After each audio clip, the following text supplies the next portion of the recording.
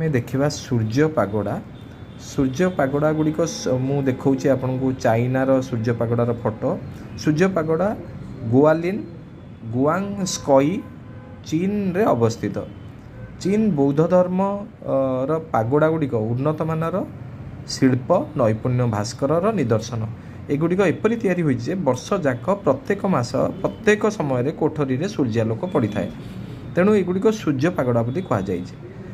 ଏହି ପାଗୋଡ଼ା ଗୁଡ଼ିକ ନିର୍ମାଣ ସମୟରେ ଭିକ୍ଷୁଙ୍କ ଆସ୍ଥାନ, ଶିକ୍ଷାଗୃହ, ବିଶ୍ରାମ କକ୍ଷ, ଧ୍ୟାନ କୋଠରୀ ପ୍ରଭୃତିର ବୌଦ୍ଧ ଜାତିକ ଚିତ୍ରଣ ସର୍ବୋପରି ବୌଦ୍ଧ ପ୍ରତିମା ରହିଥାନ୍ତି।